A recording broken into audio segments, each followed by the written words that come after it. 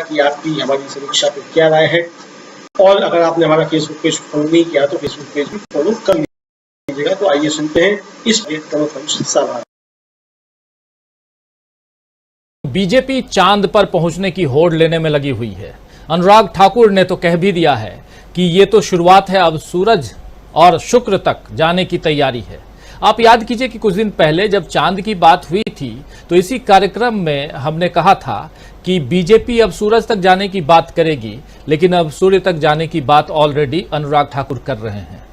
सूर्य तक जाने का मतलब आप समझ सकते हैं। खैर, मंगल, शुक्र और सूर्य पर बीजेपी जो है वो पहुंचना चाहती है, तो बीजेपी अब आसमान की तरफ देख रही है, मगर शायद उसे पता नहीं कि उसके पैरों तले की जमीन जो है वो खिसक रही है। ऐसा यहां इसलिए कह रहा हूं क्योंकि इंडिया गठबंधन ने बीजेपी की चुनौतियों को बढ़ा दिया है। 31 और 1 तारीख को, यानी 31 अगस्त को और 1 सितंबर को इंडिया गठबंधन की महाराष्ट्र में होने वाली जो बैठक है उस बैठक की तैयारियों में जुटे कांग्रेस नेता मिलिंद देवड़ा ने बताया है कि महागठबंधन के साथियों में सीट बंटवारे को लेकर के असहमति लगभग बन गई है और पटना और बेंगलुरु के बाद मुंबई की बैठक भी काफी खास होने वाली है। इससे पहले उधर तेलंगाना में कांग्रेस अध्यक्ष मल्लिकार्जुन खड़गे ने भी इस बात का खुलासा किया है कि आखिर 26 विपक्षी पार्टियों ने इंडिया गठबंधन क्यों बनाया। खड़गे साहब ने कहा है कि हम 26 पार्टियां केंद्र में पीएम मोदी के नेतृत्व वाली भाजपा की सरकार को हटाने के लिए तैयार हैं। वहीं उन्होंने तेलंगाना में सत्तारूढ़ बीआरएस के मुखिया केसीआर के लिए कहा है कि उन्होंने कभी किसी बैठक में भाग नहीं लिया और कभी नहीं कहा कि बीजेपी को हटाने के लिए हम एक साथ आएंगे। यानी खड़गे साहब ने केसीआर को बीजेपी का साथी ठहरा दिया है। तेलंगाना में खड़गे ने अमित शाह को भी करारा जवाब दिया है। उन्होंने कहा है कि आजकल अमित शाह जी पूछ रहे हैं कि कांग्रेस ने 53 साल में क्या किया। 1947 में देश में साक्षरता दर केवल 18% थी, लेकिन हमने इसे 74% तक किया। उसमें मोदी और शाह और केसीआर सब शिक्षित हुए, उसी जो 18% से 74% किए। कांग्रेस ने आजादी के बाद 562 रियासतों को देश में मिलाया है। सरदार वल्लभ भाई पटेल ने देश को एक किया, देश के संविधान को बनाया और देश को संविधान बाबा साहब आम्बेडकर और कांग्रेस ने दिया। आईआईटी, आईआईएम, एम्स, इसरो और डीआरडीओ, ये सब कुछ पंडित जवाहरलाल नेहरू और कांग्रेस की देन है। आइए जरा सुन लेते हैं क्या कुछ कह रहे हैं तेलंगाना के चुनावी प्रचार में जो भाषण दे रहे हैं तो मल्लिकार्जुन खड़गे। जरा सुनिए मल्लिकार्जुन खड़गे को। एमपी के सागर जिले में दबंगों ने एक दलित युवक की पीट कर उसकी जान ले ली है। आरोप है कि मृतक को बचाने आई उसकी मां के क्या तो मल्लिकार्जुन खड़गे को अभी हम सुनाते हैं, लेकिन उधर मल्लिकार्जुन खड़गे ने कांग्रेस अध्यक्ष बीजेपी को चेतावनी देते हुए भी वो नजर आए। कांग्रेस अध्यक्ष जो है वो बीजेपी को चेतावनी देते हुए नजर आए और सागर में एक दलित की हत्या पर खड़गे साहब ने साफ साफ लिखा कि सागर में संत रविदास मंदिर बनाने का नाटक करने वाले प्रधानमंत्री मध्य प्रदेश में लगातार हो रहे दलित और आदिवासी उत्पीड़न और अन्याय पर कुछ नहीं बोलते। मुख्यमंत्री भी कैमरे के सामने वंचितों के पैर धोते हैं। मध्य प्रदेश की जनता भाजपा के झांसे में नहीं आने वाली है। समाज के वंचित और शोषित वर्ग की पीड़ा का जवाब उसे कुछ महीनों बाद मिल जाएगा। भाजपा का जाना तय है। आपको बता दें दोस्तों कि मध्य प्रदेश में इस साल के अंत में विधानसभा चुनाव होने हैं। कांग्रेस ने कहा है कि वो भाजपा को सत्ता से बाहर कर देगी। कांग्रेस के ये तेवर बीजेपी की चुनौती को और बढ़ा रही है। वहीं अब वीएचपी यानी विश्व हिंदू परिषद जैसे हिंदुत्ववादी संगठन भी बीजेपी के बस में नहीं आ रहे हैं। धार्मिक विवाद के कारण अधूरी रह गई मेवात की ब्रज मंडल यात्रा जो है, धार्मिक यात्रा को अब 28 अगस्त को निकाले जाने को लेकर आयोजक जो हैं वो अड़ गए हैं। वहीं धार्मिक यात्रा के लिए प्रशासन की मंजूरी लेने की अनिवार्यता को खारिज करते हुए विश्व हिंदू परिषद ने कहा है कि धार्मिक यात्रा के लिए अनुमति ली नहीं जाती है। धार्मिक यात्रा के लिए प्रशासन स्वयं आगे बढ़कर सहयोग और सुरक्षा देता है। इसके बाद नूह में जिला प्रशासन ने शनिवार को धारा 144 लागू कर दी है। जिले में 26 अगस्त से 29 अगस्त तक इंटरनेट सेवाएं भी बंद कर दी गई हैं। प्रशासन ने शोभा यात्रा को निकालने की अनुमति देने से इनकार कर दिया है। इसके बावजूद हिंदू संगठन 28 अगस्त को शोभा यात्रा यानी धार्मिक जुलूस निकालने पर अड़े हुए हैं। खुलेआम चेतावनी दे रहे हैं कि आप परमिशन दो या न दो, हम तो यात्रा निकालेंगे। और इधर G20 के लिए चमकाई जा रही दिल्ली पर आज खालिस्तान समर्थक नारों के कारण बीजेपी की साख पर दाग लगते दिख रहे हैं।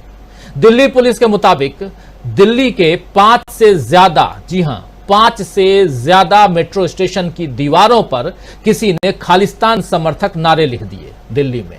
और तब जबकि अब दिल्ली को चमकाया जा रहा है G20 की बैठक के लिए, तो देश और उसकी राजधानी यानी दिल्ली बीजेपी से संभल नहीं रहे हैं। लेकिन पीएम मोदी अब भी मन की बात करने में लगे हैं। आज की मन की बात में पीएम ने तेलंगाना चुनाव का ध्यान रखा और संस्कृत के लिए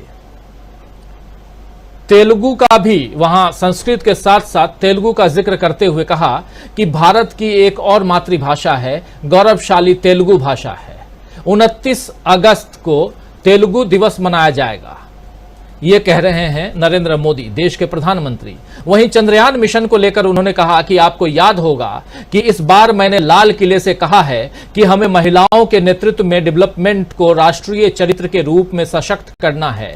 भारत का मिशन चंद्रयान नारी शक्ति का भी जीवंत उदाहरण है। इस पूरे मिशन में अनेकों महिला वैज्ञानिक और इंजीनियर्स सीधे तौर पर जुड़ी रही हैं। भारत की बेटियां अब अनंत समझे जाने वाले अंतरिक्ष चुनौती दे रही हैं। किसी देश की बेटियां जब इतनी आकांक्षी हो जाएं, तो उस देश को विकसित बनने से भला कौन रोक सकता है, ये कह रहे हैं प्रधानमंत्री Narendra Modi.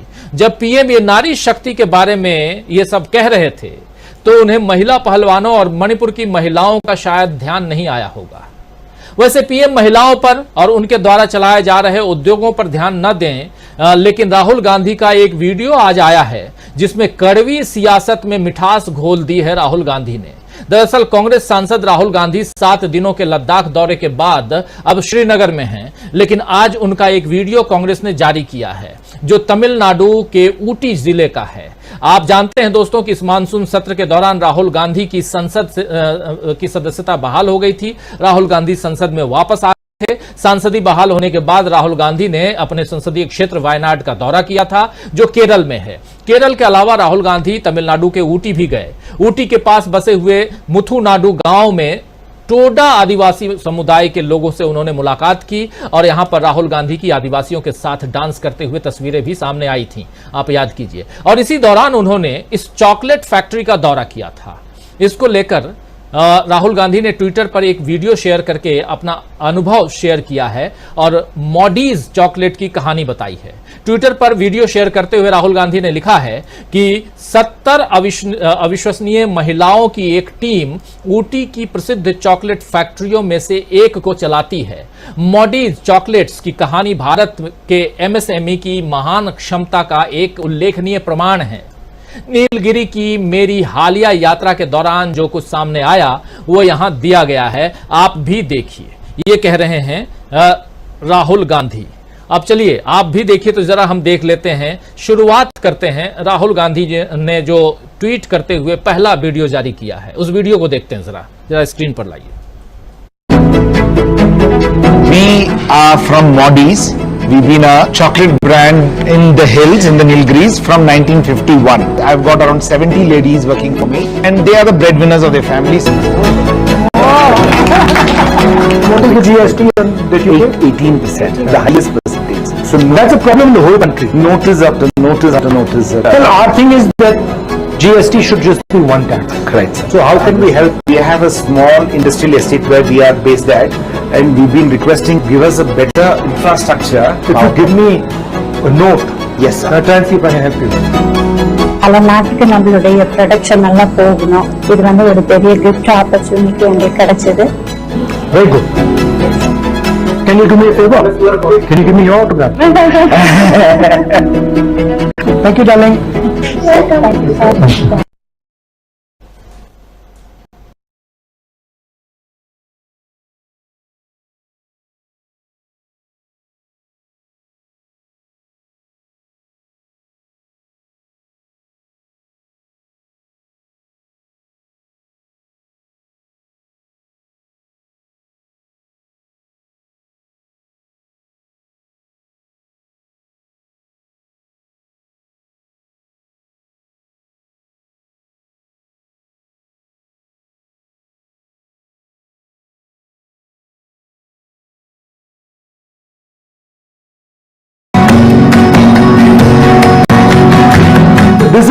specialities. This is our hot chocolate. So, Should I try? made with the chocolate. Achha. So it has milk, cream and chocolate. That's it, sir. Milk with the chocolate, milk chocolate Rahul Gandhi P रहे हैं और आप लोगों को भी लालच जरूर आ रहा होगा। आप लोग भी सोच रहे होंगे कि काश, कई सारे साथी लिख रहे हैं कि हमको चॉकलेट कब मिलेगी। खैर जल्दी राहुल गांधी से ही हम कहेंगे कि भिजवाएं हम सबके पास भी। चॉकलेट बनाना राहुल गांधी ने सीख लिया है।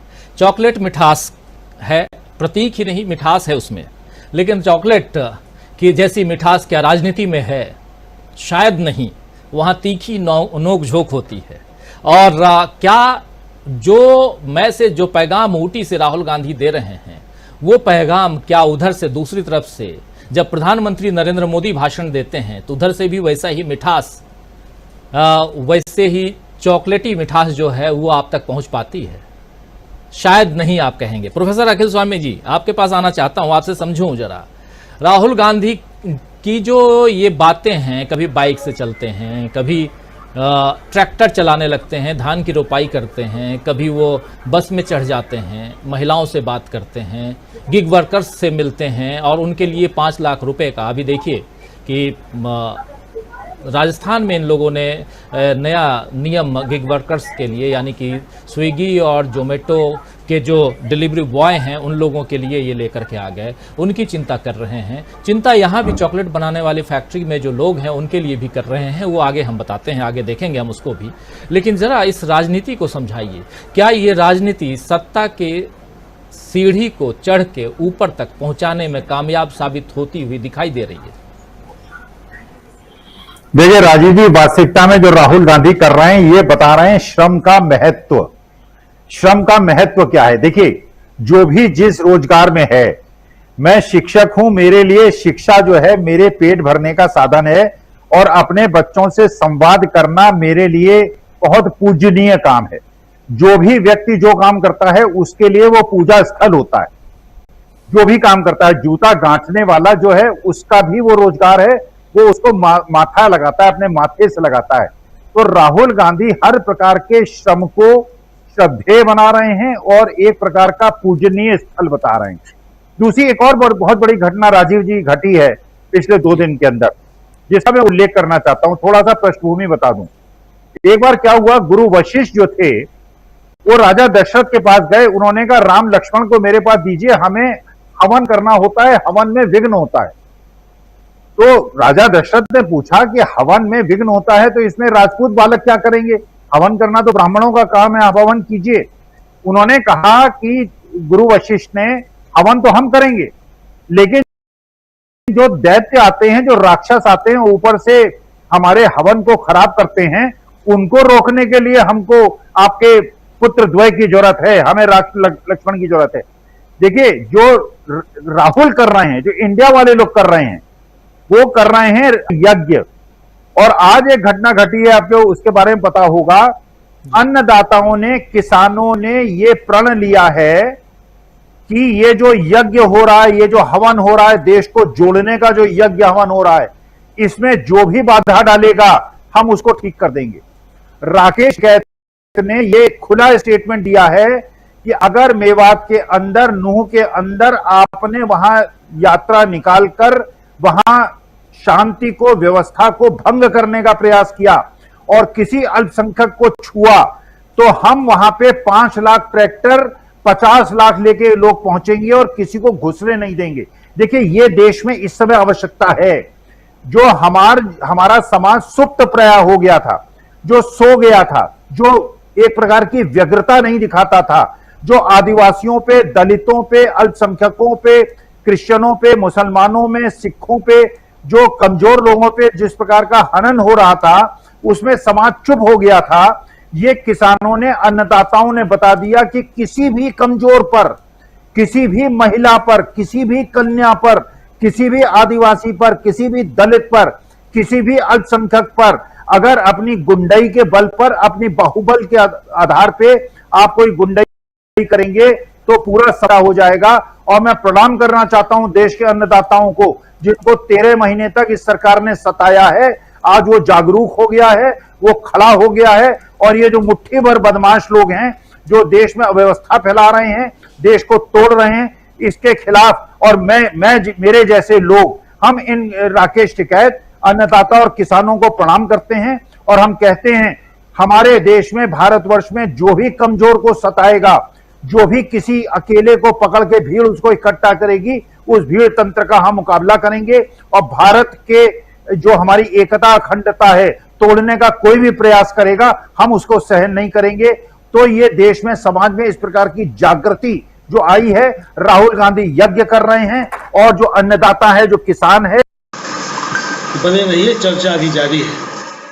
जो युवा है वो इस यज्ञ को संपन्न कराने के लिए जो भी करना है वो कर रहा है। जी, जो युवा है और खासकर जो किसान हैं, युवा हैं, ऐसे लोग इस देश के इस यज्ञ को संपन्न कराने के लिए राहुल गांधी एक यज्ञ कर रहे हैं, उस यज्ञ का जिक्र कर रहे हैं यहाँ प्रोफेसर अखिल स्वामी जी। राहुल गांधी अभी 7 दिनों तक लद्दाख में थे, उसके बाद अब श्रीनगर में हैं, कश्मीर में हैं, सोनमर्ग में उनका स्वागत हुआ था, आप लोगों ने उसकी तस्वीर भी देखी थी। और इधर बीजेपी जो है वो सूरज पर जाने के लिए, सूरज को फतह करने की तैयारी में है। हम लोगों ने सूरज को दिया दिखाना टाइप के कहावत मुहावरे सुने थे, लेकिन सूरज पे चढ़ जाना ये शायद अपने आप में, अगर साइंस के स्टूडेंट आप लोग हैं, आप लोगों को पता होगा कि सूरज तक जाना कितना मुश्किल है, कि कई हजार किलोमीटर तक पहुंच जाना भी बहुत मुश्किल काम है। लेकिन अब हमारे गोली मारो वाले जो मंत्री हैं वो सूरज तक जाएंगे। चलिए, खैर, हमारे साथ प्रेम कुमार जी जुड़ गए हैं। प्रेम कुमार जी, आपका स्वागत करता हूं इस कार्यक्रम में। और एक लंबे अंतराल के बाद आप छुट्टी मना के लौट चुके हैं, दिख रहा है, थोड़ा खुश मिजाज भी दिख रहे हैं आप। प्रेम कुमार जी, आप तो चंद्रयान पे नहीं गए थे ना लैंडर के साथ?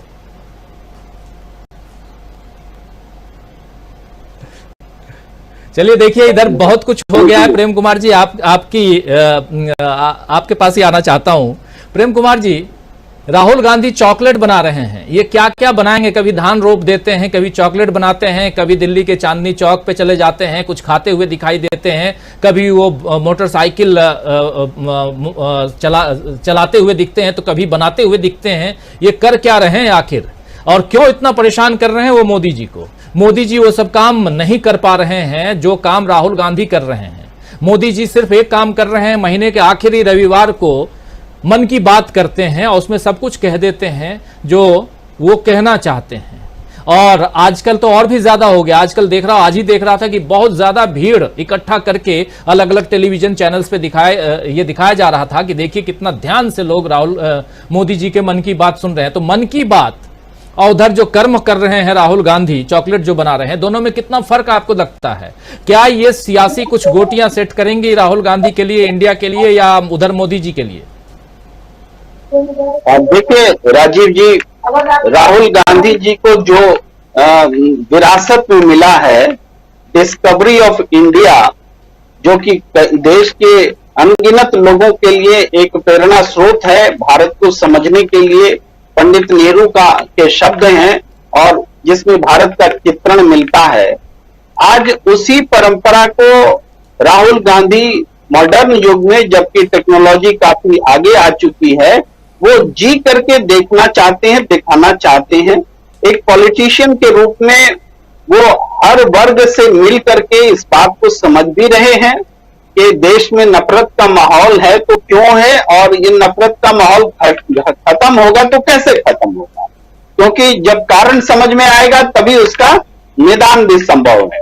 तो इस काम में राहुल गांधी को खुद जो उन्होंने बयान किया था संसद में, उसके मुताबिक जब उन्होंने यात्रा शुरू की और यात्रा शुरू करने के बाद क्रमशः उनकी जो यात्रा का मकसद जो है वो स्पष्ट और बहुत स्पष्ट होता चला गया, और उनको लगा कि कोई बाहर की शक्ति है जो मदद कर रही है, और इस तरीके से वो एक प्रण पर निकले हैं। तो उस में एक नए आयाम को वो जोड़ रहे हैं, और कभी चॉकलेट बनाने वाली बात है, कभी धान रोपने वाली बात है, कभी मैकेनिक के बीच में गए, कभी ट्रक ड्राइवर से मिले, अमेरिका और भारत के ट्रक ड्राइवर के जीवन का तुलनात्मक अध्ययन उन्होंने सामने रखा।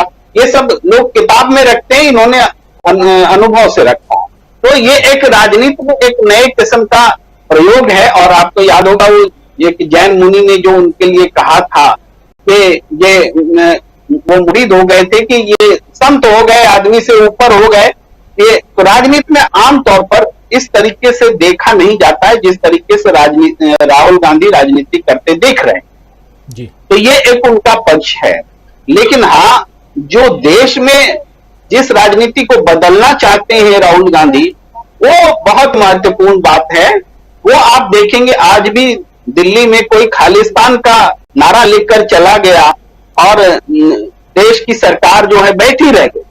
भाई नूह में आप देख रहे हैं किस तरीके की स्थिति है कि 144 धारा लग रही है और वहां मतलब डबल इंजन सरकार में हिंदू भी डरे हुए हैं, मुसलमान भी डरे हुए हैं, ये हालात बने हुए हैं।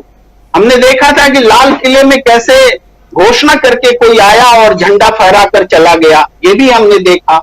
अब ये हमारी सरकार की जो क्रेडिबिलिटी है, लाल किले पर कोई झंडा फहरा कर चला जाए होने का मतलब क्या है, ये भी हम लोग देख चुके हैं। ये सारी स्थितियां हैं और इसके बीच में चंद्रयान जैसी उपलब्धि जब आती है तो चंद्रयान 3 है, ऐसा नहीं है कि आप जिन महोदय का जिक्र कर रहे थे, मंत्री महोदय का, वो कह रहे हैं कि अभी तो ये शुरुआत है। अब बताइए चंद्रयान 3 शुरुआत हुई क्या? नाम भी है चंद्रयान 3, जाहिर है कि एक मुकाम हमने हासिल किया है और ये शुरुआत नहीं है। शुरुआत तो 1962 में हुई थी और उसके बाद एक के बाद एक हम आगे बढ़ते चले गए। देश अमृत काल में उस अवस्था में पहुंचा है जहां पर कि हम गर्व कर सकते हैं।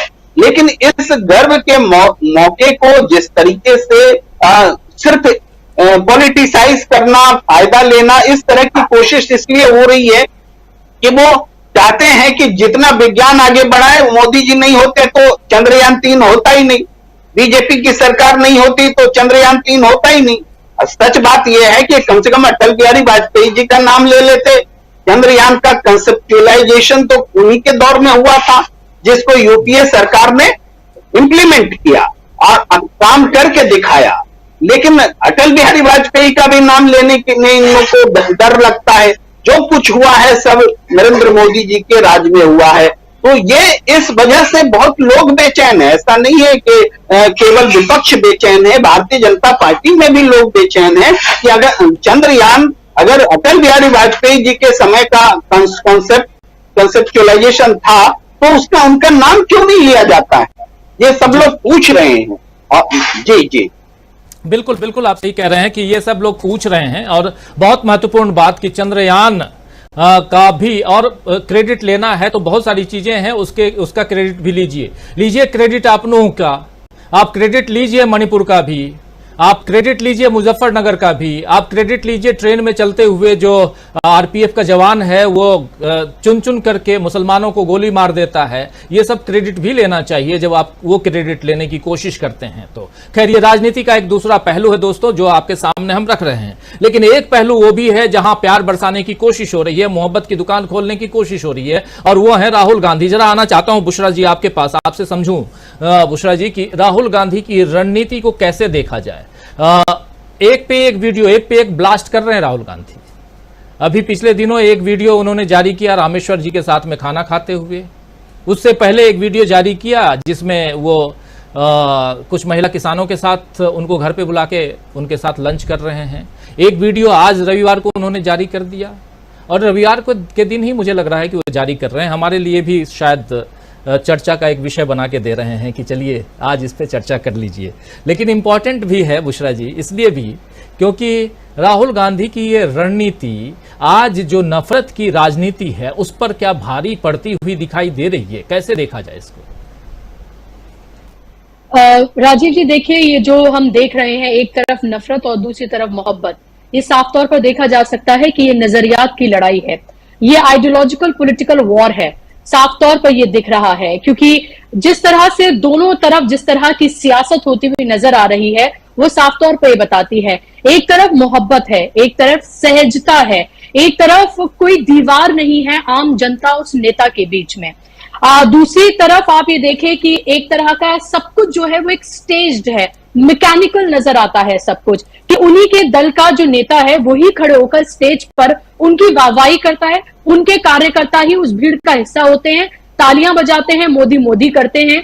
और वो ब्रिक्स सम्मेलन से लौट कर आए हैं, एथेंस से लौट कर आए हैं, तो उनका इस तरह से भव्य स्वागत किया जा रहा है जैसे कोई जंग फतेह कर वो लौट कर आए हो। चंद्रयान 3 की कामयाबी का पूरा सेहरा उनके सर पर इस तरह से बांधा जा रहा है कि मानो दिन रात मेहनत करके साइंसदानों के साथ मोदी जी ने ही इसका पूरा खाका तैयार किया था और आज उसका नतीजा हम सबके सामने है। 17 महीने से सैलरी नहीं मिली है, इसका जिक्र नहीं किया गया। हालत यह है कि अब गोदी मीडिया भी, जो सरकारी मीडिया है, वो तक भी इस बात को उठाने लगा है कि जिस चंद्रयान 3 की कामयाबी पर आप छाती पीट रहे हैं, हम सब बहुत खुश हैं, जिसको लेकर गौरवान्वित हम लोगों ने महसूस किया। लेकिन उन लोगों का क्या, उन जिन्होंने दिन रात काम किया, उनकी 17 महीने की सैलरी उनको नहीं दी गई है। एक तरफ राहुल गांधी जब चॉकलेट की उस फैक्ट्री में वहां जाते हैं, उन्होंने वहां पर 3-4 मैसेजेस दिए।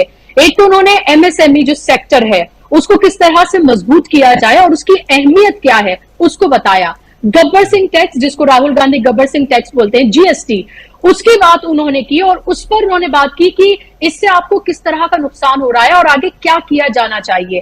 तीसरी बात, महिला सशक्तिकरण की उन्होंने वह बात की कि किस तरह से देखिए 70 महिलाएं एक साथ मिलकर एक ये चॉकलेट की एक फैक्ट्री चला रही हैं, जो सबसे पुरानी फैक्ट्रीज में से एक है।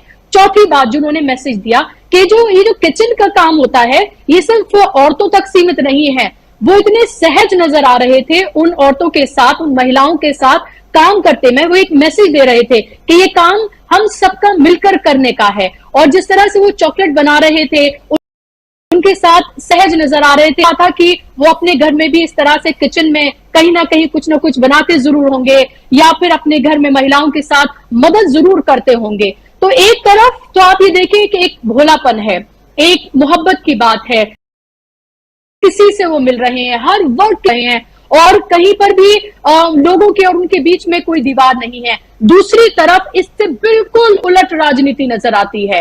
हर चीज स्टेज नजर आती है, हर चीज ड्रामा नजर आती है, हर चीज प्री प्लान नजर आती है। हर चीज का मकसद सिर्फ और सिर्फ एक है कि किस तरह से जनता को एक बार और बेवकूफ बनाकर उनका वोट लिया जाए।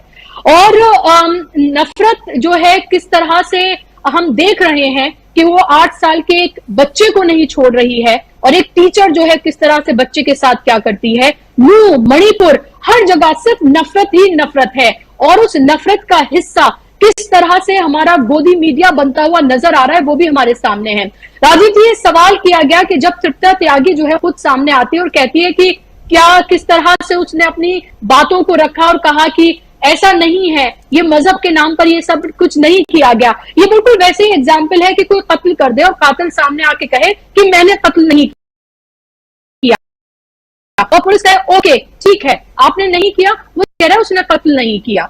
ये बिल्कुल उसी तरह का एक नैरेटिव जो है ये बनाया जा रहा है। इसी तरह की चीजें सामने रखी जा रही हैं। वीडियो सामने है जहां पर साफ तौर पर ये दिख रहा है कि किस तरह से उस न सिर्फ उस बच्चे, उस मुसलमान बच्चे को ही नहीं बल्कि जो हिंदू बच्चे जिनसे कहा जा रहा है कि वो उसके थप्पड़ मारे, उनके साथ भी कितना बड़ा जुल्म है कि उनके दिमाग के साथ भी किस तरह का खेल किया जा रहा है। तो दोनों तरह के बच्चे, जो पिट रहा है और जो मार रहा है, वो दोनों ही इस जुल्म का शिकार हैं क्योंकि उन दोनों के दिमाग के साथ आप ये देखिए क्या खेल हो रहा है। और इसी नफरत के खिलाफ राहुल गांधी खुलकर बोल रहे हैं और फिर भारतीय जनता पार्टी के बेशरम जो नेता हैं वो इस पर अपनी बात को रखने के बजाय, इसकी भर्त्सना करने के बजाय ये कह रहे हैं कि दिल्ली में बैठे हुए जो नेता हैं वो इस पर सियासत कर रहे हैं। तो नफरत इतनी खुलकर सामने है कि एक बच्चे को नहीं छोड़ा जा रहा है और उस पर जब राहुल गांधी ट्वीट करते हैं और तमाम कांग्रेस के नेता इस पर खुलकर बोलते हैं तो उसको सियासत बता दिया जाता है। तो अब ये राजनीति बिल्कुल खुलकर एकदम सामने है। नजरियात की लड़ाई है, एक तरफ मोहब्बत है और दूसरी तरफ नफरत की बयार है। जी, एक तरफ मोहब्बत और दूसरी तरफ नफरत। इसलिए तो राहुल गांधी कहते हैं कि नफरत के बाजार में मोहब्बत की दुकान लगाने चला हूं और आप भी लगाइए, आप भी मोहब्बत का पैगाम दीजिए। क्या अगली लड़ाई जो है, अगले चुनाव की लड़ाई, चुनावी साल में यानी 2024 की बात कर रहा हूं, नफरत और मोहब्बत की लड़ाई होगी? ये आने वाला वक्त बताएगा, बहुत जल्दी बताएगा। इसलिए जल्दी कह रहा हूं क्योंकि 5 राज्यों के चुनाव हैं अक्टूबर नवंबर में, और ये अगस्त बीतने को है, सितंबर का महीना बस बचा हुआ है। उसके बाद नवंबर और अक्टूबर नवंबर दिसंबर चुनावी बिगुल बज चुका होगा और आप और हम सब मिलकर के चुनाव कवरेज में आपके सामने रहेंगे। लेकिन सबसे बड़ी बात कि राहुल गांधी जो काम कर रहे हैं वो कितना जायज है, कितना उचित है। अनुचित तो कोई कह नहीं सकता, इसलिए मेरा ये सवाल यहीं खारिज हो जाए। लेकिन ये कितना ज्यादा बीजेपी पर भारी पड़ रहा है। उधर बीजेपी से एक नेता हैं जो कहते हैं कि एक अकेला सब पर भारी। राहुल गांधी जो बात कह रहे हैं उसमें कितना दम है। राहुल गांधी इसी चॉकलेट फैक्ट्री में वहां की आर्थिक स्थिति को भी समझते हुए नजर आए। जरा उस पहलू को भी देख लेते हैं। राहुल गांधी आगे इसी वीडियो में आगे क्या कुछ कहते हैं उसको देखते हैं, फिर आना चाहूंगा अमलिंदु उपाध्याय जी के पास में। लेकिन पहले देखिए ये वीडियो चॉकलेट फैक्ट्री, मॉडीज चॉकलेट नाम है, मोदी मत सोचिएगा, मॉडीज है। और दूसरा ये ऊटी में है, दक्षिण भारत तमिलनाडु में ऊटी बहुत खूबसूरत जगह है, आप जानते हैं। और केरल जाते वक्त राहुल गांधी यहाँ पहुंचे थे। ये बात तब की है जब राहुल गांधी संसद की सदस्यता फिर से उनको बहाल हो गई थी और पहली दफा फिर से सांसदी वापस मिलने के बाद वो वायनाड जा रहे थे। रास्ते में रुके और एक गांव में रुके ऊटी में, और वहाँ जो आदिवासी हैं उनके साथ उन्होंने राहुल गांधी ने डांस यानी नृत्य का आनंद भी लिया। और उसके बाद वो इस फैक्ट्री में पहुंचे थे, मोडीज चॉकलेट देखिए और खुद खरीद के खा लीजिए। देखिए जरा। Very good. What is the GST that you pay? 18%, the highest percentage. Yes, that I know that's a problem. So that's a problem in the whole country. Notice after notice after notice. The whole thing is to help large corporates Yes. and damage small and medium business. And, well, our thing is that GST should just be one tax. Correct, sir. So how can we help Nilgiris Nilgiris to become center of sir, we have a small industrial estate where we are based at, and we've been requesting give us a better infrastructure. what type of infrastructure do you need? So mainly we need is industrial center, because being a tourist place inside the towns we cannot have any production center or whatever. So separate industrial hubs where we have all these small scale people can have their production center and with sufficient power. If you give me a note, Yes, sir. I'll try and see if I can help you. Please, sir. Please.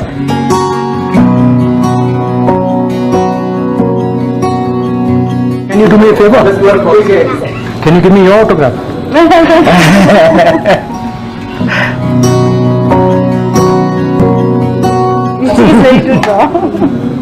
Thank you.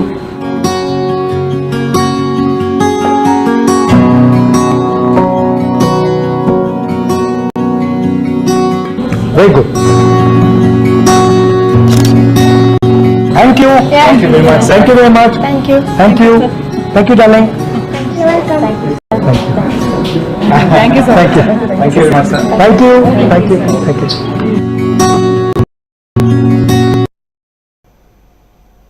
तो ये मोहब्बत है जो राहुल गांधी यहाँ दिखा रहे हैं, बरसा रहे हैं। और इस देश में ये भी हो सकता है, ये बता रहे हैं, इस देश में जहां नूह और मणिपुर जैसी घटनाएं हो सकती हैं, वहां ऊटी में भी एक राजनेता जो है वो जाकर चॉकलेट मिठास को फैला सकता है और अलग अलग रूप दे सकता है।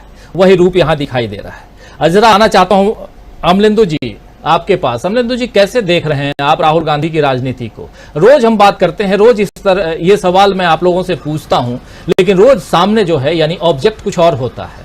सब्जेक्ट तो राहुल गांधी है ही, ऑब्जेक्ट कुछ और होता है। आज ऑब्जेक्ट जो है वो चॉकलेट है। कैसी चॉकलेट बनाई राहुल गांधी ने? गांधी जी, मुझे लगता है कि राहुल गांधी ने बहुत बढ़िया चॉकलेट बनाई और बहुत हार्ड भी बनाई, दोनों बना दी राहुल गांधी ने। जैसा कि उनको दिखाया जा रहा था कि ये जो है डार्क चॉकलेट है, बहुत हार्ड चॉकलेट है, दिखाई गई। और बाकी दूसरी जो अपने हाथ से वो चॉकलेट बनाई, वो बहुत बेहतरीन चॉकलेट बनाई। जैसा कि वीडियो वो चॉकलेट बनाने वाली महिलाएं कहती हुई देखी जा सकती है कि बहुत अच्छा आपने प्रदर्शन किया। गांधी की कुल मिला के बात ये है कि चॉकलेट असल में एक बहाना है, और चॉकलेट जो प्रतीक है वो प्रेम का तो प्रतीक है ही।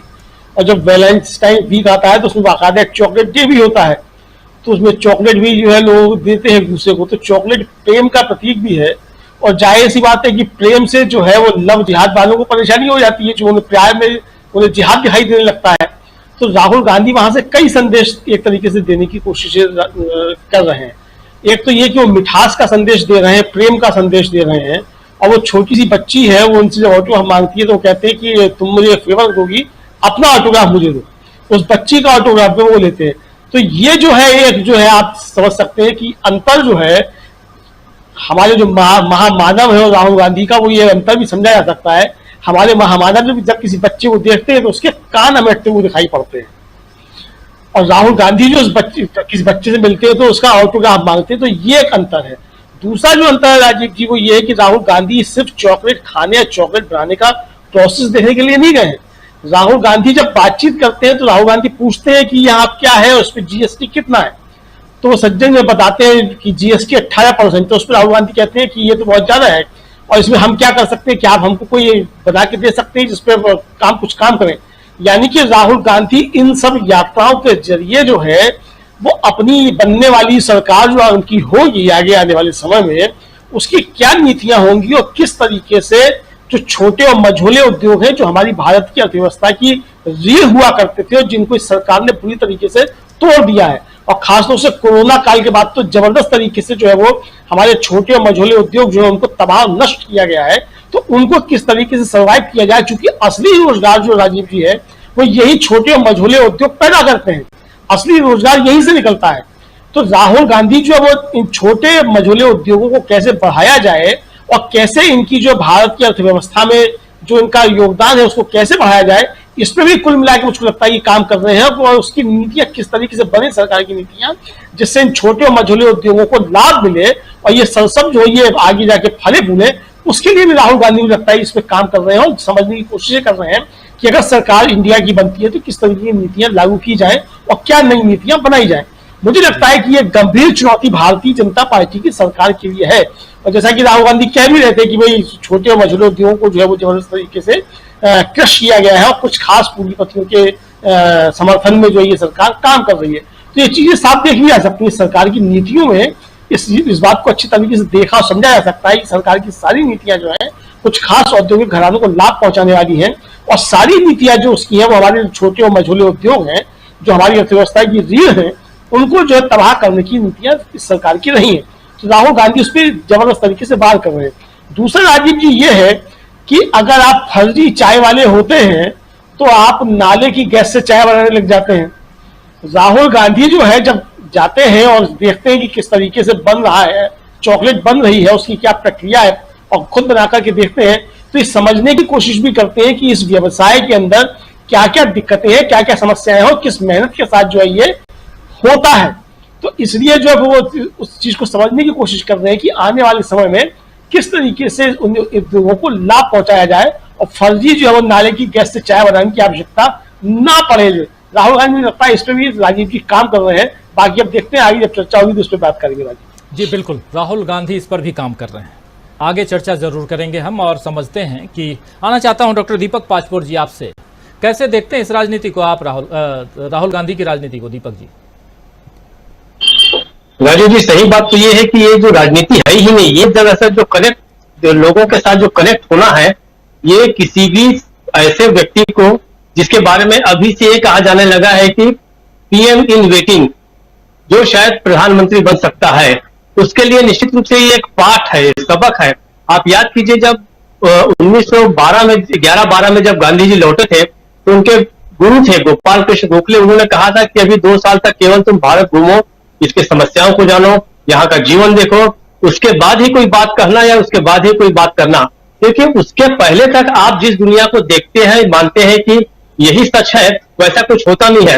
और भारत जिस तरीके से विविधता का देश है, जितने यहाँ पे कॉम्प्लिकेशंस है, जितने तरीके हैं, जितने तरह की संस्कृतियां हैं, मतलब एक तरह से जो वैविध्यपूर्ण जो जीवन है उसको समझने के बहुत आवश्यक है कि वो आप जीवन में उतरे, आप लोगों के पास जाइए। देखिए राजू जी, यहाँ हम सब लोग पत्रकार हैं, लोगों के साथ हमारा बहुत अच्छा कनेक्शन है, लेकिन फिर भी हमको लगता है कि हम जीवन को भारत को ठीक से समझ नहीं पाए हैं। कहा ही जाता है कि भारत को अगर समझना है तो आपको पता नहीं कितने जन्म लेने पड़ेंगे, एक एक प्रदेश को देखना भी बड़ा मुश्किल होता है। तो राहुल गांधी जो है इस समय प्रैक्टिकली जो जमीन पर जो उतरे हैं, ये बिल्कुल वैसा ही है। जैसे याद कीजिए कि जिस समय गांधी जी साबरमती आश्रम में या वर्धा आश्रम में रहते थे, कोई बहुत ही कॉम्प्लिकेटेड पॉलिटिकल प्रॉब्लम लेके आता था तो कहते थे भाई 2 मिनट रुको, मेरी बकरी की जो पैर है वो थोड़ा सा कुछ लंगड़ा के चल रही, मैं पहले उसको देख लूं। या कोई आके कहता था कि बापू मुझे ऐसी ऐसी तकलीफ है, मुझे क्या करना चाहिए। तो राजनीतिक जो एजेंडा है वो साइड में रख देते थे, लोग झल्लाते थे भी थे, कहते भी थे कि यार कैसा व्यक्ति है ये वैसे ही जैसे जो असम के मुख्यमंत्री एक बार राहुल गांधी से मिलने गए तो राहुल गांधी कहते हैं कि कुत्ते से खेल रहे थे। तो मुझे लगता है कि वो भी एक महत्वपूर्ण काम था, ऐसा नहीं है अपने घर के पेट को सहलाना, आप समझ सकते हैं वो भी एक परिवार का सदस्य होता है। तो इस तरीके से राहुल गांधी जो गए हैं, अच्छा बहुत जगह हमको मोदी भी जाते दिखते हैं, लेकिन फर्क क्या है? फर्क ये है कि ये सहजता है और वो जो है वो कृत्रिमता है, वो सब कुछ अरेंज्ड है, सब कुछ बना बुनाया है, पहले से तयशुदा एक कार्यक्रम है। जबकि राहुल गांधी जो है वो अनायास चले जाते हैं, अचानक जाके मिलते हैं, इसलिए इसका जो इम्पैक्ट होगा वो लाइफ लॉन्ग होगा, इसका इम्पैक्ट बहुत लंबा होगा और इसका फायदा और किसी को हो या ना हो, स्वयं राहुल गांधी को सर्वाधिक होगा। आप देखिए पिछले कुछ समय से जैसे जैसे वो जनता से जुड़ते चले गए हैं, आप देखिए उनके व्यक्तित्व में एक बहुत बड़ा परिवर्तन आया है। वो एक तरह से जिज्ञासु हो गए हैं, वो चीजों को जानना चाहते हैं, समझना चाहते हैं, वो अपने आप को थोपते नहीं है। इसके विपरीत आप मोदी जी से मिलिए या जाइए तो ऐसा लगता है कि जैसा कि भूषण जी ने बताया कि वो तो ऐसे गए वहां पर जैसे कि पूरा का पूरा चंद्रयान है, उन्होंने ही नट बोल्ट फिट करके उसको उड़ाया हो दिवाली के रॉकेट की तरह कि जा भाई चंद्रमा तक पहुंच जा। तो ये अपने आप को थोपने का जो व्यक्तित्व है उसके खिलाफ ये जो सहजता है, उनमें जाके लोगों में मिक्सअप होना है, उनके बराबर में बैठ के बात करना है, लोगों को जानना है, समझना है, इससे राहुल जो है अपने आप को सबसे ज्यादा लाभान्वित कर रहे हैं। वो प्रधानमंत्री बनेंगे नहीं बनेंगे मैं नहीं जानता, उनकी पार्टी कांग्रेस जीती या नहीं जीती ये भी नहीं कहा जा सकता, राजनीति है। इंडिया जो है जिसको लीड कर रहे हैं, जिसको पूरा एक दूसरे से बांध रहे हैं, अंतर गुंफित कर रहे हैं, उसको सफलता 2024 में मिलती है नहीं मिलती ये भी हम नहीं जानते। लेकिन इसके बाद राहुल जो है वो एक कहीं बेहतर इंसान, एक अच्छे इंसान तो है ही, लेकिन क्योंकि सुधार की गुंजाइश हमेशा होती है, वो लगातार जो इन चीजों को सीख रहे हैं, समझ रहे हैं, जान रहे हैं, इससे समग्र नीति भी लाभान्वित होगी, सभी लोग लाभान्वित होंगे। जैसे कि हम अपनी पत्रकारिता में देखते भी है कि जो भाई आप ग्राउंड में जाइए, आपको वाकई पत्रकारिता करनी हो, पत्रकार और राजनीतिज्ञ का जो कार्य का काम की जो शैली है वो एक जैसी है। आप ग्राउंड पे जाएंगे, लोगों से मिलेंगे, उतना ही ज्यादा आप भी लाभान्वित होंगे। तो मुझे ऐसा लगता है कि ये जो राहुल इस तरीके से, और मुझे तो ये है कि अगले 8-9 महीने भी बचे हुए हैं और राहुल गांधी जो है बिल्कुल फ्री बर्ड है, जहां उन्हें ठीक लगता है काफिला रुकवा देते हैं, जहां मिलता है वहां रुक जाते हैं। जबकि हमारे अब बार बार तुलना इसलिए हो रही है कि लोग करने भी लग गए कि भाई मोदी के कार्य की शैली और इनकी कार्य की शैली क्या है। तो मोदी जी का जो है इतना सब कुछ स्पॉन्सर्ड किस्म का होता है, ऐसा लगता है, और है भी, वो एक पूरा का पूरा इवेंट होता है, वो इवेंट अब प्रभावित नहीं कर रहा है। अब लोगों को ये सब बड़ा नाटकीय लगने लग गया है, बहुत सारे लोग जो है उससे ऊबने लग गए हैं। तो ये मोदी जी को भी समझना चाहिए कि अब ये सब चीजें नहीं चलेंगी। एक समय था जब ऐसा कहा जाता था कि भाई वो चाय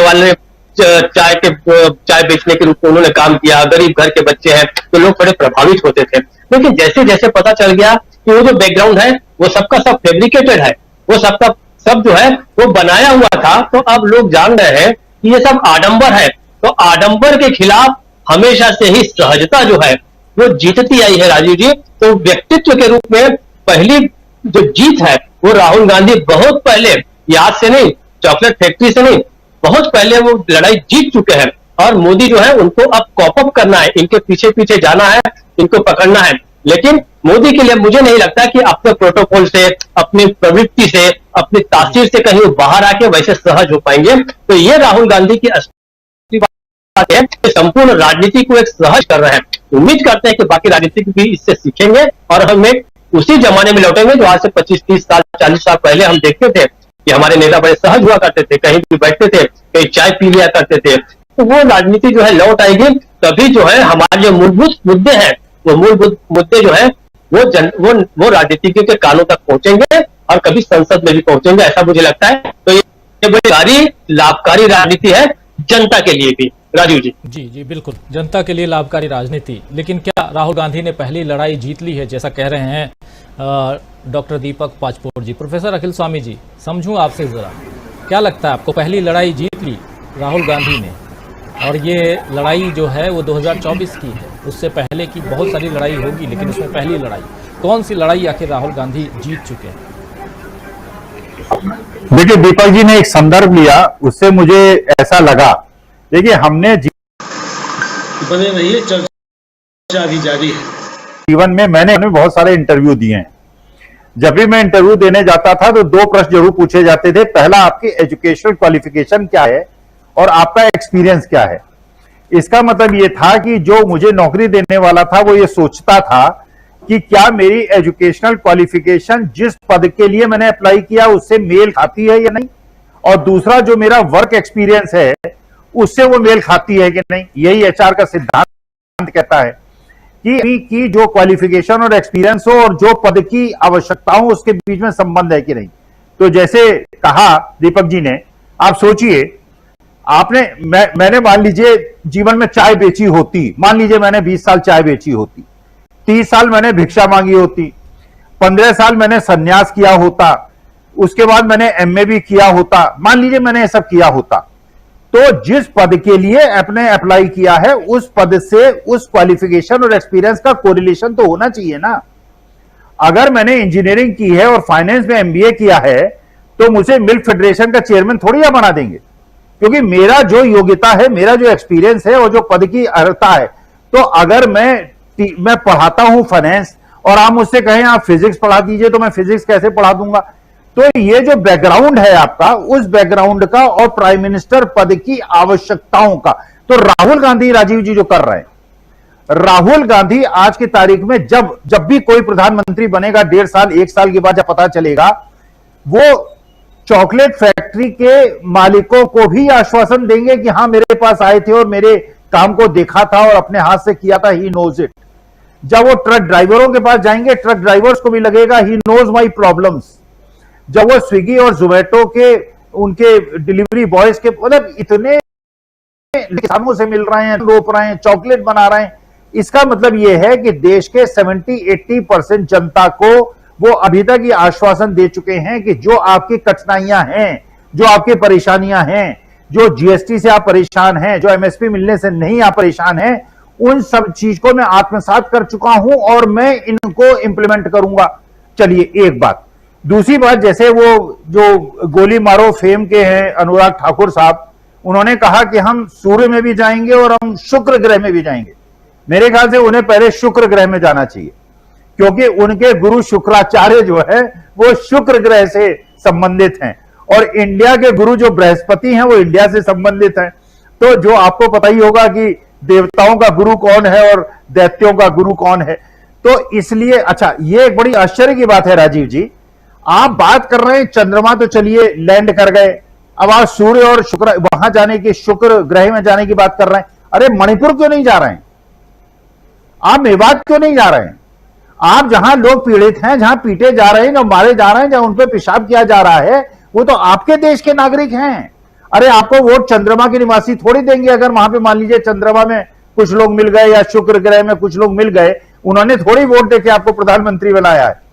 अरे इस देश के लोगों ने, जिनको कष्ट हो रहा है। और एक और चीज राजीव जी, बहुत अच्छी बात आज उन्होंने मैसेज दिया, एक सेंटेंस में राहुल गांधी ने बोला कि बड़ी बड़ी कैपिटल इंडस्ट्रीज को सपोर्ट करने के लिए एमएसएमई को तबाह किया गया है। और एक गूढ़ रहस्य और आपको बता दूं, वो इसलिए किया गया है, कॉर्पोरेट टैक्स को कम किया गया है और बड़ी बड़ी कंपनियों को फायदा दिया है, जिससे कि कैपिटल मार्केट ऊपर चढ़ता रहे। क्योंकि जो कैपिटल मार्केट में कंपनियां हैं, ये वही कंपनियां हैं जो लार्ज कंपनीज हैं।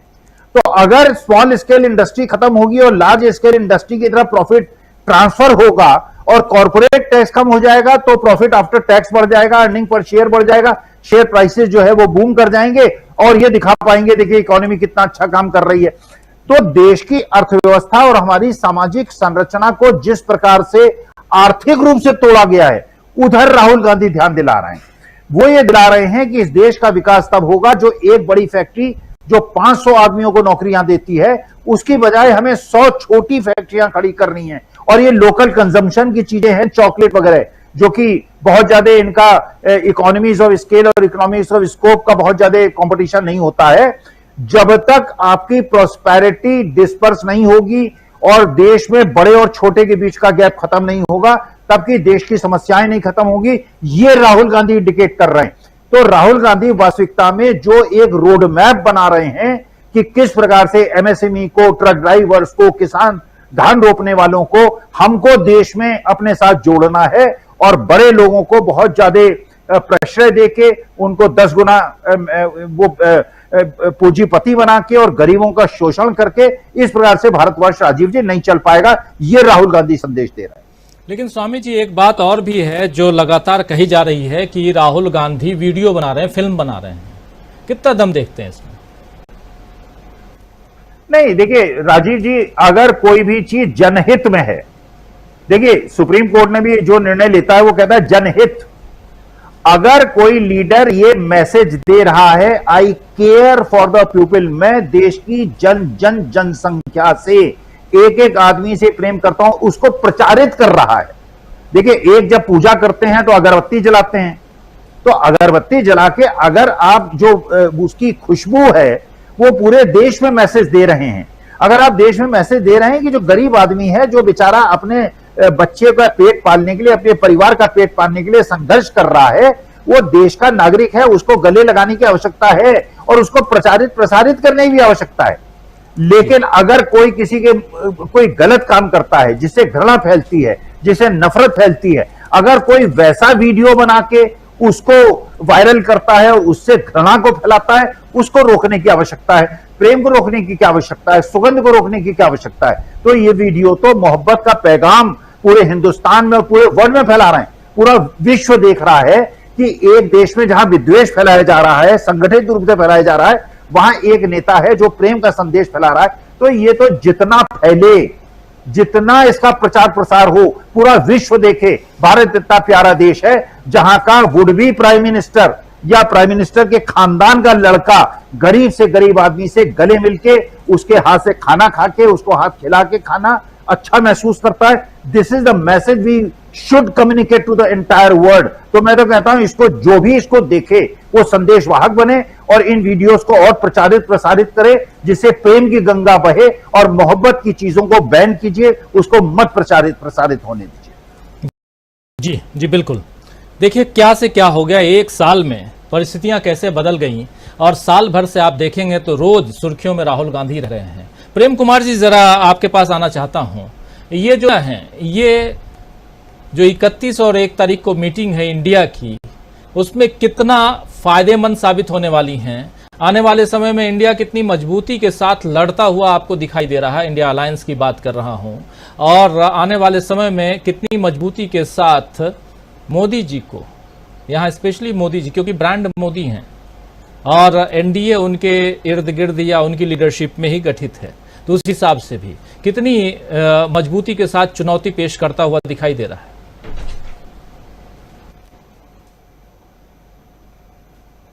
जी राजीव जी, देखिए राहुल गांधी ने राजनीति तब से बदली जब उन्होंने भारत जोड़ो यात्रा शुरू की। उससे पहले भी वो राजनीति कर रहे थे, लेकिन उसके बाद उन्होंने जो एक ऐसी राजनीति की जिसमें विपक्षी दलों के बीच भी उनकी विश्वसनीयता, उनका पद, उनकी बातों में वजन सब कुछ बढ़ा। और अब जो स्थिति बनी है, इंडिया जो बनकर सामने आया है, बीते चुनाव में नहीं बन पाया था, इस चुनाव में बना, तो इसका जो क्रेडिट है वो हम ये मानते हैं कि राहुल गांधी के उस सेक्रीफाइस के लिए जाता है, जो कांग्रेस का सेक्रीफाइस भी आप बोल सकते हैं, कि उन्होंने इंडिया के घटक दलों के बीच मोटे तौर पर ये स्पष्ट कर दिया कि हमें कोई पद का लालच नहीं है, हमें प्रधानमंत्री बनना नहीं है। तो ये देश के लिए जरूरी है कि ये मोदी मार्का जो राजनीति है, ये मोदी मार्का राजनीति देश के लिए खतरनाक है, इसलिए इसका विकल्प जो है हमको खोजना पड़ेगा। और इस जरूरत को केवल कांग्रेस समझती तो इंडिया नहीं बन पाता, इस जरूरत को सभी क्षेत्रीय दल भी समझ रहे थे, दूसरी राजनीतिक पार्टियां भी समझ रही, लेकिन उनका इनिशिएटिव वो इम्पैक्ट नहीं दे रहा था।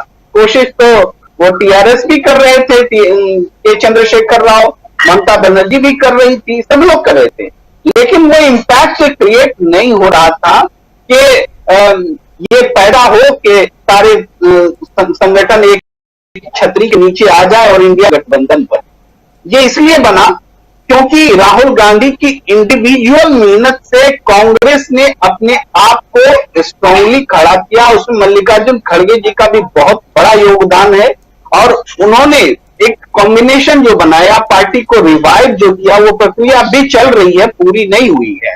तो उससे ये उम्मीद बनी, जिसका ये एक तरह से जेस्चर बना के सारे दल इकट्ठा हुए। 2 बैठकें हो चुकी हैं, तीसरी बैठक से बहुत ज्यादा उम्मीद है, क्योंकि इस बैठक में संचालन समिति, संयोजक या प्रेसिडेंट या जो कुछ भी है, नेतृत्व उभर कर आए, ये अपेक्षा है, क्योंकि उसके बाद उसमें गति आएगी, कार्यक्रम आएंगे। अभी कार्यक्रम नहीं आए हैं, कार्यक्रम की लोग मुंह लगाकर, टकटकी लगाकर देख रहे हैं कि इंडिया क्या कार्यक्रम लेकर आता है। तो ये बहुत महत्वपूर्ण बैठक बहुत निकट भविष्य में जो होने जा रही है वो है। और हाँ, एक बात मैं बोलना चाहता हूं कि थोड़ी नूह की चर्चा करते समय राजीव जी, आपने एक बात कही कि कई हिंदू संगठनों ने इस पर जलाभिषेक यात्रा को लेकर ये स्टैंड लिया है, वो स्टैंड लिया है। मैं हिंदू संगठन बोलने पर थोड़ी सी हिदायत देना चाहता हूं तो तमाम लोगों को, शायद आपके लिए भी हो, थोड़ी गुस्ताखी कर रहा हूं कि हिंदू संगठन इनको बोला ही न जाए। ये हिंदू नामधारी संगठन, ये कथित हिंदू संगठन है। हम इनको क्यों मान्यता दे रहे हैं हिंदू संगठन के रूप में? ये हिंदुओं का प्रतिनिधित्व करते ही नहीं है। तब तो पूरे देश में दंगा ही दंगा हो रहा होता अगर हिंदुओं का प्रतिनिधित्व कर रहे होते तो। ये कुछ एक जगहों पर दंगा कराने में कामयाब होते हैं, बाकी ज्यादातर जगहों पर तो हिंदू इनसे अलग है, जुदा है, अलग स्टैंड रखता है। भाई जलाभिषेक यात्रा सोमवार को जल ढालने के लिए तो किस घर से लोग नहीं जाएंगे? सब लोग जाते हैं, जाएंगे, लेकिन वो विश्व हिंदू परिषद के आह्वान पर थोड़े जाएंगे, वो अपने आह्वान पर जाएंगे, परंपरागत रूप से जाएंगे। तो उसमें बाकी कोई आह्वान करने वाला कौन होता है कि जलाभिषेक करो? ये बात मैं कहना चाहता हूं। ये लोग हिंदूवादी संगठन नहीं है, मतलब बस मैं एक बात रख रहा हूं, इनको हिंदू नामधारी संगठन कहा जाए तो ज्यादा सही है। उसके बाद ये जो नफरत की सियासत है, इसके समांतर राहुल गांधी ने एक बड़ी लकीर खींचने की कोशिश की है। भाई पप्पू मैंने पहले भी कहा है आपके कार्यक्रम में, पप्पू जो है सियासत का पापा बन चुका है, क्योंकि लोगों ने उनको तो पप्पू साबित कर दिया था। लेकिन आज राजनीति में बिना इस सियासत के पापा के चर्चा ही नहीं हो रही है। किसी भी दिन टेलीविजन स्क्रीन पर राहुल गांधी हट ही नहीं रहे हैं, और कभी हट भी जाते हैं तो वो प्रेस कॉन्फ्रेंस करके फिर से राहुल गांधी को ले आते हैं, और सारा हमला राहुल गांधी। इंडिया से भारतीय जनता पार्टी की सियासत को डर लग रहा है, और इसी डर के कारण वो बार बार राहुल गांधी और गांधी परिवार और पंडित नेहरू तक हमला करती है। पंडित नेहरू पर हमला करना कोई ऐसे ही नहीं है कि एक प्रधानमंत्री पर हमला कर। पंडित नेहरू मतलब एक विजन, सेक्युलरिज्म का एक सच्चा विजन जो होता है वो पंडित नेहरू है, और सेक्युलरिज्म पर वार कर जनता पार्टी की सियासत में है, तो उनको नेहरू पर हमला करना पड़ेगा अगर उनको अपनी सियासत चमकानी है। तो इसलिए वो नेहरू के विजन पर हमला करने के लिए उनको खारिज करते हैं, उनको टीम के सामने हारा हुआ बताते हैं, उनको देश के साथ भारी भूल और भूल बोलते बोलते गद्दार तक बोल जाते हैं, उनको करप्ट भी बताते हैं, हर तरह से हमला करते हैं। लेकिन उसके बावजूद राहुल गांधी उस विरासत को और मजबूती के साथ में लेकर सामने आए हैं। आज राहुल गांधी की एक्सेप्टेबिलिटी है वो जम्मू कश्मीर में भी है, मणिपुर में भी है, केरल में भी है, तमिलनाडु में भी है, और पूरे जो हिंदी भाषी बेल्ट है उसमें भी है, राजनीतिक रूप से कमजोर रहने के बावजूद। तो ये जो एक्सेप्टेबिलिटी है, इसी एक्सेप्टेबिलिटी से बीजेपी डरती है, इसीलिए वो बारंबार राहुल गांधी पर हमला करती है, क्योंकि राहुल गांधी या गांधी परिवार एक विचारधारा का नाम, ये परिवारवाद नहीं है, ये सैक्रिफाइस का परिवार। भाई परिवारवाद तो अपने फायदे के लिए होता है, लेकिन कुर्बानी देने वाला जो परिवार है उसको आप परिवारवाद कैसे कह सकते हैं? ये बात मजबूती से रखने की जरूरत है कि तो हर तरीके से आप, बीजेपी का नारा क्या है? परिवारवाद, भ्रष्टाचार और इस तरह की चीजों को जोड़ के इंडिया को आइडेंटिफाई करना। तो परिवारवाद से गांधी परिवार आइडेंटिफाइड नहीं होता।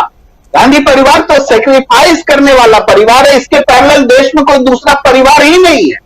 तो इस तरीके से हमें लगता है कि बीजेपी के डरने का कारण, बारंबार राहुल गांधी के सुर्खियां बनने का कारण, राहुल गांधी तो हैं ही, लेकिन बीजेपी का भी बराबर का योगदान।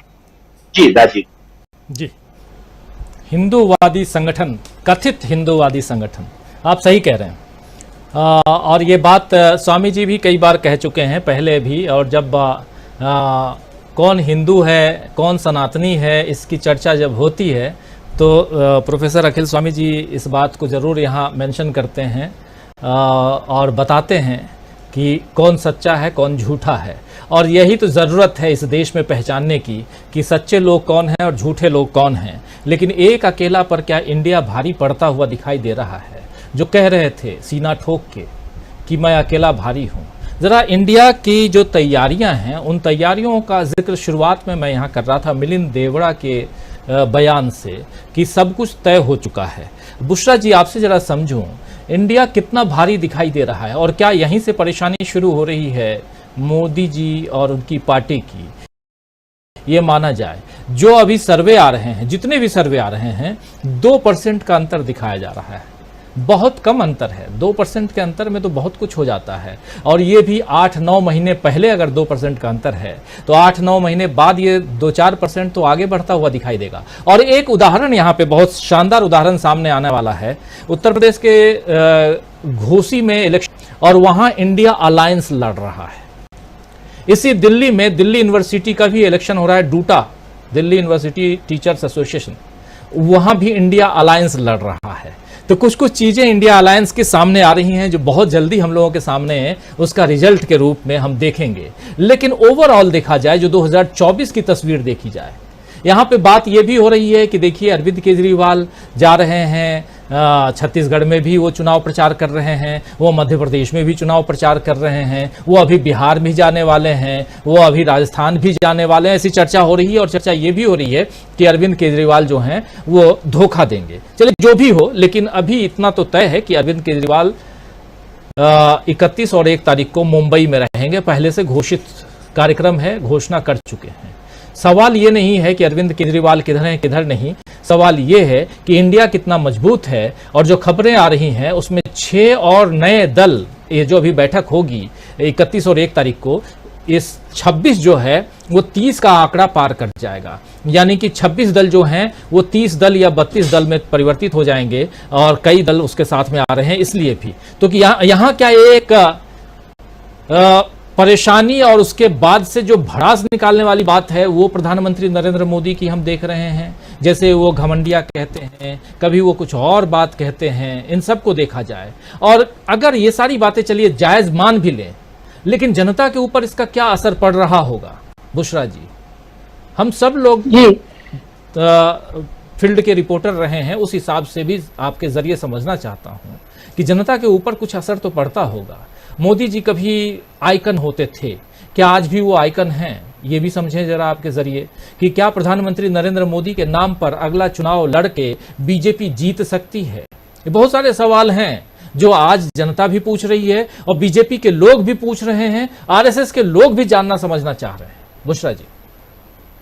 जी राजीव जी, सबसे पहले तो आप ये देखिए कि अगर घबराहट नहीं होती तो शुरू से ही, जैसे ही पहले दिन इंडिया अगर नाम रखा था और तब से ही हमने देखा था कि पहले उसे इंडियन मुजाहिदीन या पीएफआई से मिला देना, फिर उसके बाद से घमंडिया कह देना, ये तमाम चीजें वो एक तरह की खींच ही दिखा रहा था कि किस तरह से इंडिया गठबंधन में जो बड़े बड़े दल हैं जो एक साथ एक जगह इकट्ठे हुए हैं, कुछ में नजरियात का डिफरेंस भी है लेकिन उसके बावजूद भी वो एक साथ एक मंच पर आए हैं। तो इससे जो घबराहट है वो साफ तौर पर देखने के लिए मिल रही है।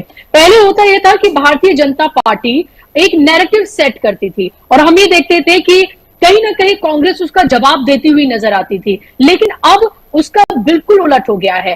अब कांग्रेस पार्टी, राहुल गांधी एक नैरेटिव रही है, चर्चा अभी जारी है, सेट करते हैं और उसका भारतीय जनता पार्टी मोदी के लीडर्स जो हैं वो उसका पीछा करते हुए नजर आते हैं। आप देखें कि जैसे ही राहुल गांधी अलग अलग जगहों पर जा रहे हैं, जब बच्चों से मिलते हैं, तो आपने देखा होगा प्रधानमंत्री ने भी एक कोशिश की थी बच्चों से मिलने की, लेकिन वो किस तरह से बच्चों से मिल रहे हैं, वो कैसे मिल रहे हैं, उसमें बिल्कुल क्लियर डिफरेंस जो है साफ तौर पर देखने के लिए मिल रहा है।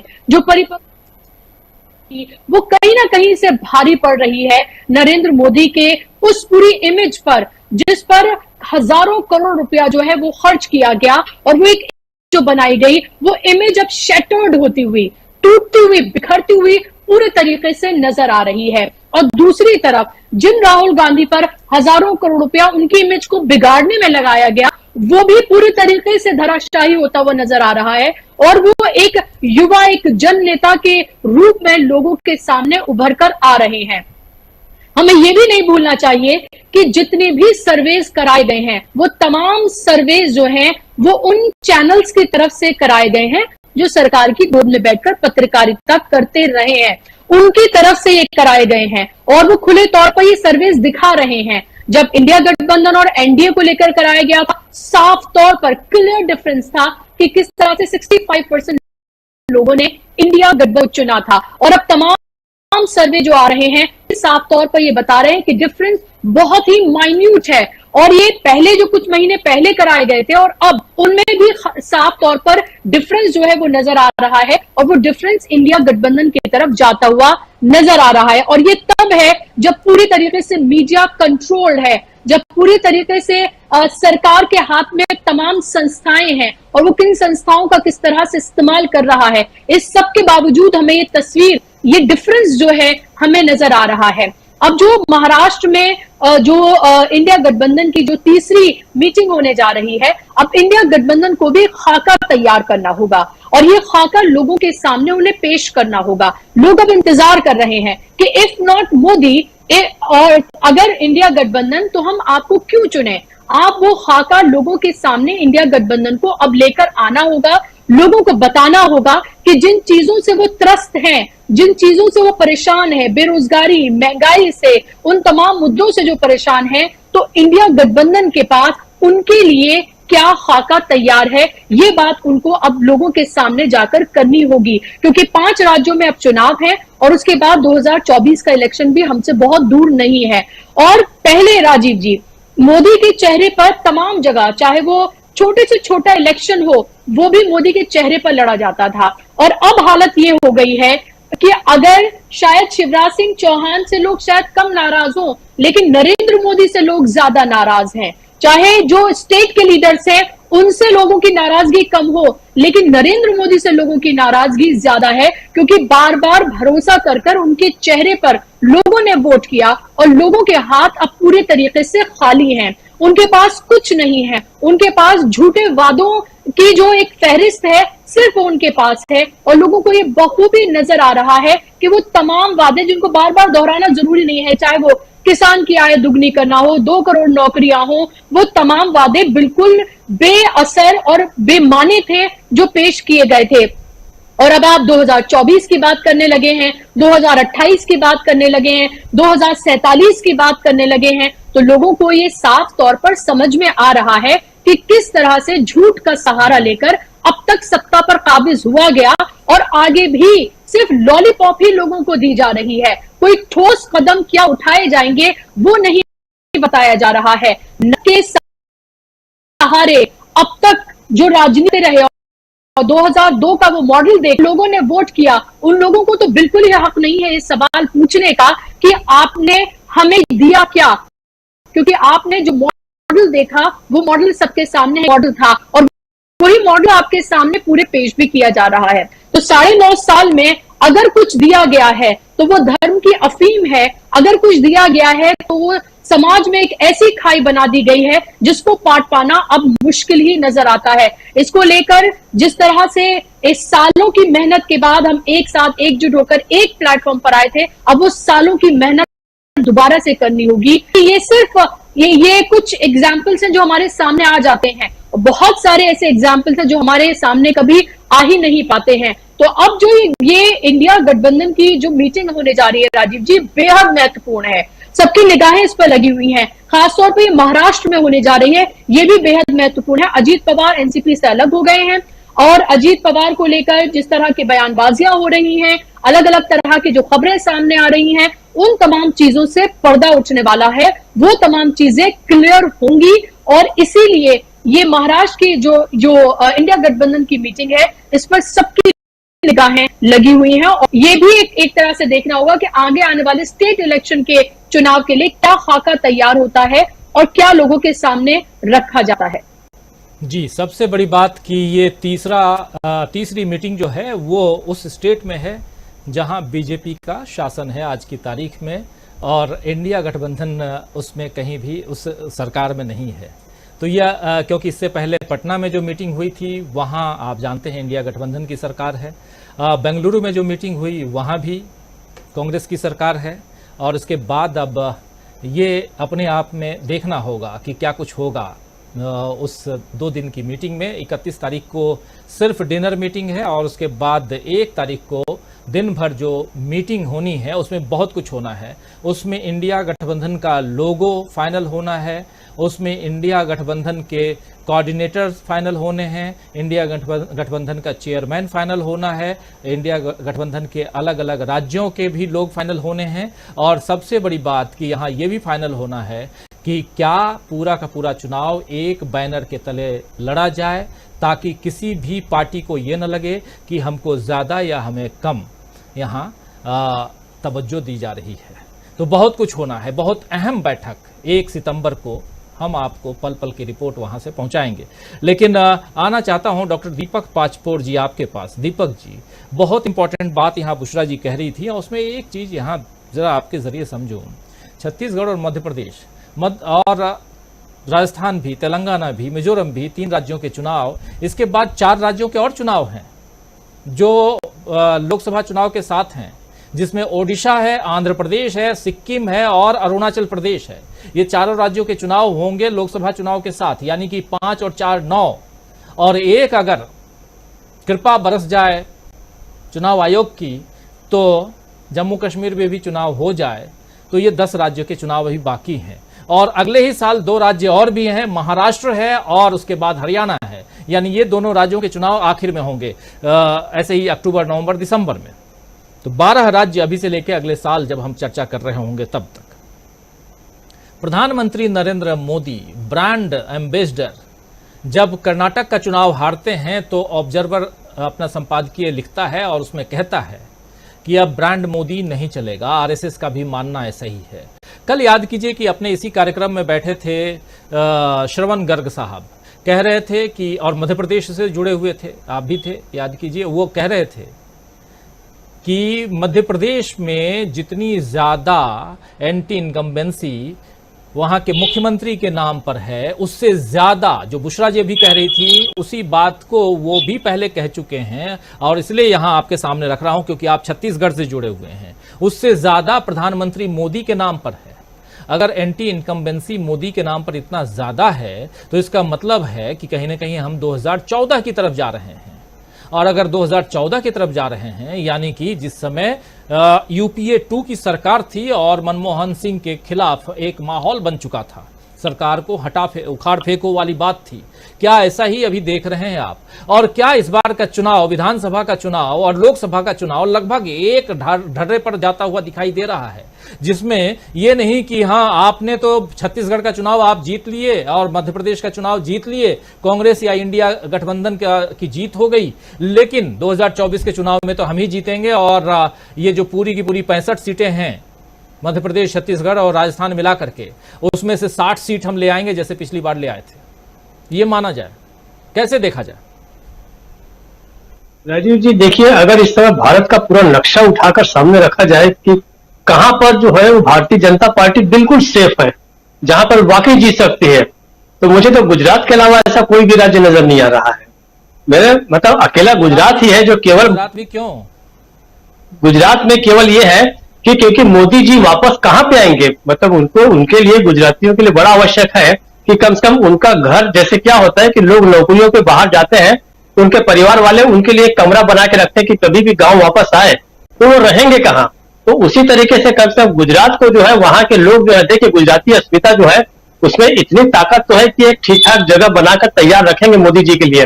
वाकई मुझे तो ऐसा लगता है कि सारे के सारे कोई भी राज्य जो है अब भारतीय जनता पार्टी के लिए इसलिए सुरक्षित नहीं है और इस तरीके से सुरक्षित नहीं है कि आप उसके चुनाव अलग अलग करा लीजिए, चाहे कई फेज में करा लीजिए या चाहे तो आप उसको इकट्ठा करा लीजिए।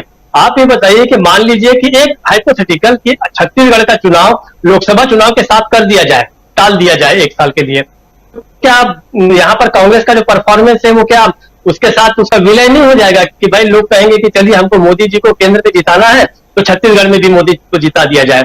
अब तो मुझे लग रहा है कि जिस तरीके से कुछ समय पहले डबल इंजन सरकार जो थी एक तरह से वो वरदान की तरह थी, अब वो अभिशाप बन गई है। लोगों को लग रहा है कि जहां जहां बड़ी बड़ी घटनाएं हो रही है, जहां मानवाधिकार हनन हो रहा है, जहां बुरी से बुरी दुर्गति हो रही है लोगों की, वो सारी की सारी डबल इंजन सरकार वाले राज्यों में ही हो रही है। अगर दूसरे पार्टी की सरकार हो राज्य में तो कम से कम आम आदमी के साथ खड़े होने वाला कोई तो है, लेकिन हो ये रहा है कि आप देखिए मणिपुर देख लीजिए, हरियाणा देख लीजिए, जहां जहां भी ये घटनाएं हो रही हैं वो सारी की सारी डबल इंजन सरकार में हो रही है।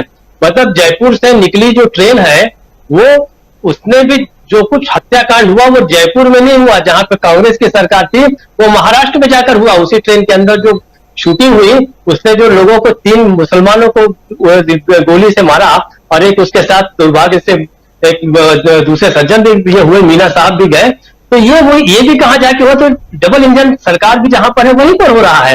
तो डबल इंजन सरकार जो है इतना अभिशाप बन गया है कि मुझे ऐसा लगता है कि भारतीय जनता पार्टी ये सोचेगी कि जहां जहां पर हम थोड़ा बहुत जीत रहे कहीं ऐसा ना हो कि हम लोकसभा चुनाव के साथ वहां चुनाव करा के उन राज्यों को भी ना हार जाए। और वैसे भी ये एक मिथ है कि भारतीय जनता पार्टी जो है ज्यादातर राज्यों में जो है वो जीती हुई है या अपराजय है या अजय है। आप अगर उस नक्शे को निकाले पूरी की पूरी सूची देखें तो ज्यादातर जगह तो भारतीय जनता पार्टी या तो हारी है या जोर तोड़ से सरकार बनाई है। ये हम इसकी चर्चा कई बार कर चुके हैं, हमारे दर्शक भी प्रबुद्ध है, वो सब जानते हैं कि वास्तविकता क्या है। कुछ गिने चुने राज्यों में एक बड़ी जीत हासिल करके ये बतलाना चाहते हैं और लोकसभा में चूंकि 2014 के बाद और 2019 में जो बढ़त मिली और 303 सीटों पे पहुंच गई लोकसभा, उसको ऐसा बड़ा बनाकर पेश किया जाता है कि मानो पूरे के पूरे देश में सारे राज्यों में डबल इंजन सरकार है, लेकिन वास्तविकता में ऐसा है नहीं। जमीन जो है वो अच्छी खासी दरक चुकी है। जैसे उत्तराखंड और हिमाचल प्रदेश में जमीन खिसक रही है, दरक रही है, उससे कहीं बड़ा लैंडस्लाइड जो है वो भारतीय जनता पार्टी के नीचे की जमीन का हो चुका है। तो ये अब मुश्किल मुझे नहीं लगता है कि भारतीय जनता पार्टी बहुत संभल पाएगी। और अब जो गठबंधन होने जा रहा है, गठबंधन की जो बैठक होने जा रही है, मुझे लगता है कि उसके बाद सारे के सारे लोग वो उतर आएंगे मैदान में, क्योंकि उसके बाद उनके सामने बड़ी क्लैरिटी रहेगी कहां से कौन लड़ रहा है, हमारा कॉमन मिनिमम प्रोग्राम क्या है, कहां पर कौन से इश्यूज को मिलकर उठाना है, कहां पे एक साथ प्रेस कॉन्फ्रेंस करना है। ऐसी बहुत सारी चीजें जो है वो तय हो जाएंगी। और इस बीच जब 5 राज्यों के जो चुनाव हो जाएंगे इस साल, जिसमें मध्य प्रदेश है, छत्तीसगढ़ है, राजस्थान है, मिजोरम है, तो ये राज्यों में जब चुनाव होंगे तो आप देखिए राजीव जी, उसके बाद उत्साह जो है वो आसमान पर होगा इंडिया का।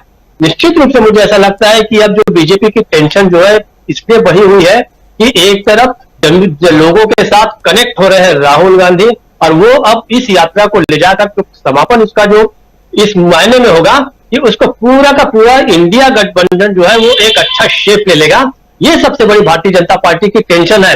और असली टेंशन है कि उनके पास कोई काठ ही नहीं है, किसके बल पे आप करेंगे। आप चंद्रयान का भी अगर लेना चाहते हैं श्रेय, तो क्या आप सोचते हैं कि जनता इसके कारण आपको वोट दे देगी? अब क्या रहा है आपके पास? लगता है कि टेंशन ही टेंशन है। राजीव जी, टेंशन ही टेंशन है। और जो हम लिख भी रहे हैं कि कांग्रेस की इस रणनीति ने, दरअसल ये कांग्रेस नहीं बल्कि राहुल गांधी कह सकते हैं, राहुल गांधी की इस रणनीति ने बढ़ा दी है बीजेपी की टेंशन। और वो टेंशन कैसे बढ़ गई है यही समझने की कोशिश कर रहे हैं इस कार्यक्रम के जरिए। और सबसे बड़ी बात ये कि जो मीडिया के जरिए बताया जा रहा है, दिखाने की कोशिश हो रही है कि नहीं सब कुछ बल्ले बल्ले है और बीजेपी 2024 में भी आ रही है, 306 कोई सीटें दिखा रहा है तो कोई 317 या 320 330 सीटें भी दिखा रहे हैं, लेकिन वो कहीं ना कहीं अपने आका को ही बरगलाने की कोशिश कर रहे हैं, ये तय मानिए। अगर बीजेपी के लोग बहुत खुश हैं उस सर्वे के नाम पर, तो खुद सर्वे करवा लें, बहुत ईमानदारी के साथ सर्वे करवाएं और पता चल जाएगा कि धरातल पर हो क्या रहा है। आपकी ज़मीन खिसक चुकी है साहब, और आपको पता होना चाहिए, ये समझना पड़ेगा आपको कि आप अब अगर सूरज की तरफ देख रहे हैं तो देखिए, लेकिन चश्मा ज़रूर लगाइए और कम से कम अपनी ज़मीन अपने पैर के पास भी देखिए कि ज़मीन खिसक तो नहीं गई। तो इसलिए ये सारी बातें यहाँ इंपॉर्टेंट इसलिए है क्योंकि हम, चूंकि आपका ही शासन है और उसी शासन में हम रह रहे हैं, तो थोड़ा हमारा भी हक बनता है कि आपको कुछ अच्छी बातें बता दें। आना चाहता हूं अमलेंदु उपाध्याय जी आपके पास, आपसे जरा क्लोजिंग कमेंट लेना चाहता हूं कि राहुल गांधी जो कुछ कह रहे हैं, कर रहे हैं, क्या उससे आप भी देख रहे हैं कि जमीन खिसक चुकी है? निश्चित तौर पर राजीव जी, मुझको तो लगता है कि जमीन खिसकी हुई है और भारतीय जनता पार्टी भी इस बात को समझ रही है कि उसकी जमीन खिसकी हुई है।